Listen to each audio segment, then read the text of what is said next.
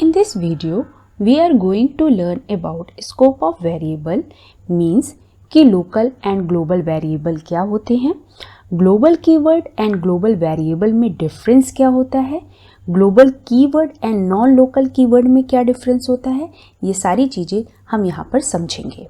तो इसे हम एक एग्जाम्पल से समझते हैं और हम यहाँ पर एक test1 नाम का मेथड क्रिएट करते हैं। तो इसके लिए लिखेंगे def test1 पैरेंथेसिस कोलन और इसकी बॉडी में एक हम वेरिएबल लेते हैं x जिसमें वैल्यू असाइन करते हैं 10। प्रिंट x और test1 फंक्शन को कॉल करते हैं। Save and run.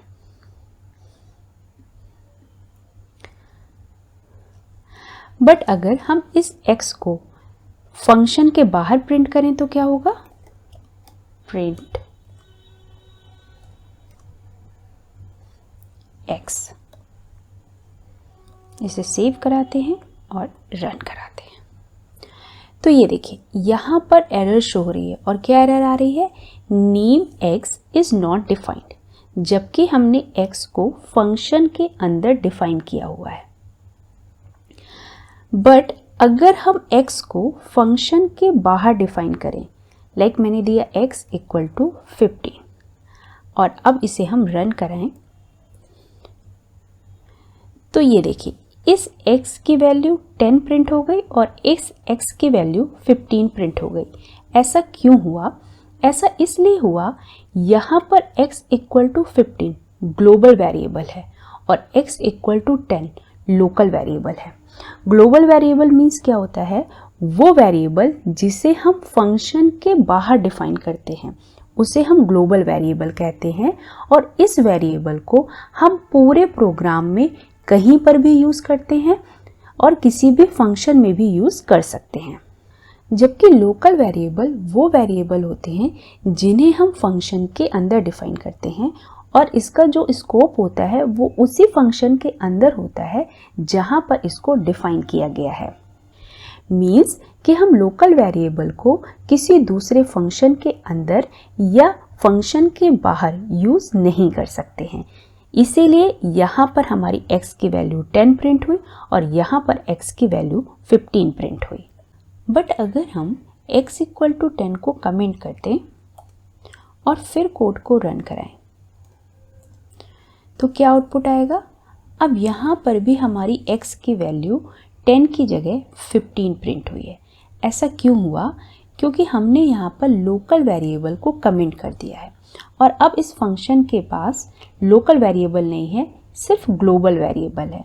और ग्लोबल वेरिएबल वो वेरिएबल होते हैं जो पूरे प्रोग्राम में किसी भी फंक्शन के द्वारा एक्सेस किए जा सकते हैं। तो इसलिए यहाँ पर x की वैल्यू हमारी 15 प्रिंट हुई है। सपोज अब हम एक और फंक्शन बनाते हैं test2 नाम का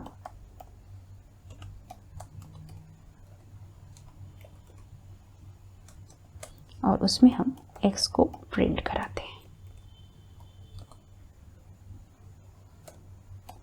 और यहाँ test2 फंक्शन को कॉल कर लेते हैं। अब हम इसे सेव कराते हैं और रन कराते हैं। तो ये देखिए इस x की वैल्यू भी हमारी 15 प्रिंट हुई है, इस x की भी वैल्यू हमारी 15 प्रिंट हुई है और इस x की भी वैल्यू हमारी 15 प्रिंट हुई है। ऐसा क्यों हुआ? क्योंकि यहाँ पर x हमारा ग्लोबल वेरिएबल है इसलिए। बट अगर हम इसको कमेंट कर दें और इस लोकल वेरिएबल को हम अनकमेंट कर देते हैं और अब प्रोग्राम को हम रन कराएं तो देखिए इस x की जो वैल्यू है वो 10 प्रिंट हो गई है, बट इस x की वैल्यू नहीं हमारी प्रिंट हुई है और इस x की वैल्यू हमारी नहीं प्रिंट हुई है और एरर क्या आई है, x इज नॉट डिफाइंड। ऐसा क्यों हुआ है?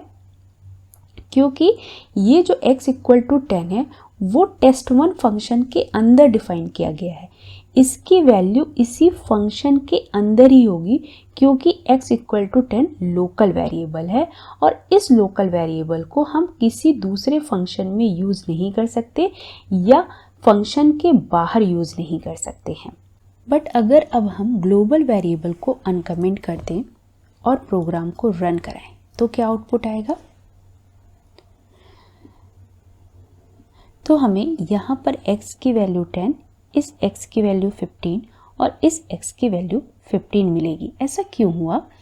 अगर किसी फंक्शन के पास ग्लोबल वेरिएबल भी है और लोकल वेरिएबल भी है तो फंक्शन हमेशा लोकल वेरिएबल की वैल्यू को प्रिंट करेगा, इसलिए यहाँ पर x की वैल्यू हमारी 10 प्रिंट हुई है। अगर किसी फंक्शन के पास लोकल वेरिएबल नहीं है तो वो ग्लोबल वेरिएबल की वैल्यू को प्रिंट करेगा, इसलिए यहाँ पर x की वैल्यू हमारी 15 प्रिंट हुई है। और यहाँ पर जो x है वो किसी भी फंक्शन के लोकल वेरिएबल को एक्सेस नहीं कर सकता है, इसलिए वो ग्लोबल वेरिएबल को प्रिंट कर देगा, इसलिए यहाँ पर x की वैल्यू हमारी 15 प्रिंट हुई है। तो हम कह सकते हैं कि ग्लोबल वेरिएबल का स्कोप ब्रॉड होता है जबकि लोकल वेरिएबल का स्कोप लिमिटेड होता है। अब हम ग्लोबल वेरिएबल और ग्लोबल कीवर्ड में डिफरेंस क्या है उसे समझेंगे।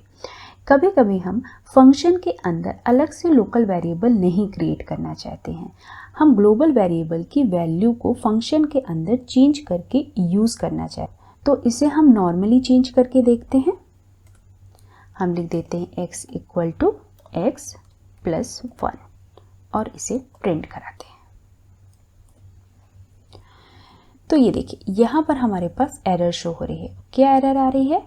Local variable x referenced before assignment, means कि पाइथन नॉर्मली ग्लोबल वेरिएबल की वैल्यू को चेंज नहीं करने देता है। ग्लोबल वेरिएबल फंक्शन के अंदर रीड ओनली होता है। अगर हमें ग्लोबल वेरिएबल की वैल्यू को चेंज करना है तो उसके लिए हमें ग्लोबल कीवर्ड यूज़ करना होगा फंक्शन के अंदर।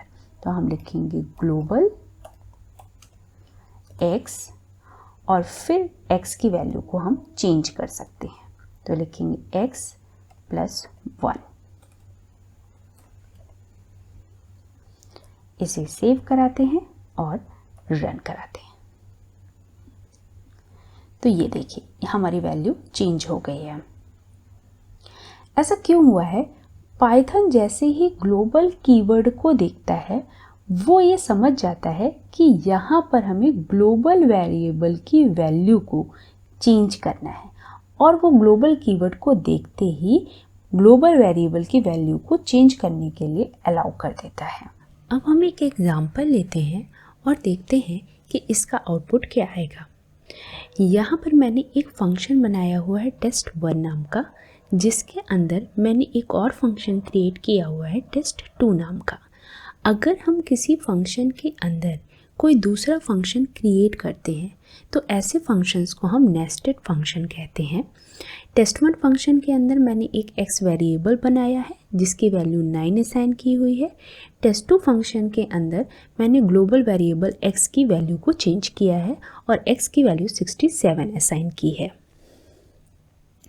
इसके बाद यहाँ एक स्टेटमेंट प्रिंट किया है, फिर test2 फंक्शन को कॉल किया है, फिर से हमने एक स्टेटमेंट को प्रिंट किया है। ये तीनों ही स्टेटमेंट test1 फंक्शन के अंदर है बट test2 फंक्शन के बाहर है। इसके बाद हमने test1 फंक्शन को कॉल किया है। तो सबसे पहले हमारा test1 फंक्शन कॉल होगा। जैसे ही test1 फंक्शन कॉल होगा हम यहाँ पर आ जाएंगे। इसके अंदर हमारा x इक्वल टू 9 लिखा हुआ है, देन इसके बाद हम डायरेक्टली यहाँ पहुँच जाएंगे। तो यहाँ पर हमारी जो x की वैल्यू है वो 9 प्रिंट हो जाएगी। तो इसे हम सेव करते हैं और रन कराते हैं। तो ये देखिए यहाँ पर हमारी x की वैल्यू 9 प्रिंट हो गई है। इसके बाद हमारा test2 फंक्शन कॉल होगा। test2 फंक्शन जैसे ही कॉल होगा हम यहाँ पर आ जाएंगे और यहाँ पर जो ग्लोबल x है उसकी वैल्यू को हम चेंज कर रहे हैं और 67 असाइन कर रहे हैं। जैसे ही test2 फंक्शन इसको रीड करेगा वैसे ही test2 फंक्शन तुरंत test1 फंक्शन के बाहर आ जाएगा और यहाँ पर ग्लोबल वेरिएबल x को सर्च करेगा। यहाँ पर कोई वेरिएबल x है नहीं, तो इसकी कोई वैल्यू ये चेंज नहीं करेगा। देन इसके बाद test1 फंक्शन के अंदर जो हमारा लोकल वेरिएबल है वो प्रिंट हो जाएगा, इसलिए यहाँ पर जो x की वैल्यू है वो 9 प्रिंट हो गई है। बट अगर हम यहाँ पर x को प्रिंट करा दें और रन कराएं तो क्या आउटपुट आएगा? तो ये देखिए यहाँ पर x का आउटपुट 67 आया है। मीन्स कि जो test2 फंक्शन है ये ग्लोबल वेरिएबल x को क्रिएट कर रहा है, इसलिए यहाँ पर x की वैल्यू हमारी 67 प्रिंट हुई है। लेकिन अगर हम लोकल वेरिएबल को ग्लोबल वेरिएबल बनाना चाहते हैं तो उसके लिए क्या करेंगे?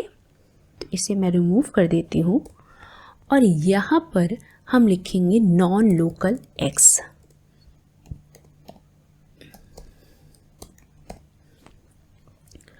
नॉन लोकल x लिखते ही ये जो लोकल वेरिएबल है ये इसके लिए ग्लोबल वेरिएबल की तरह वर्क करने लगेगा।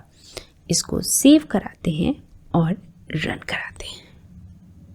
तो ये देखिए इसकी वैल्यू हमारी 9 प्रिंट हुई। test2 फंक्शन कॉल होते ही x की वैल्यू हमारी चेंज हो गई और अब यहाँ पर जो x की वैल्यू है वो 67 प्रिंट हुई है। Thanks for watching.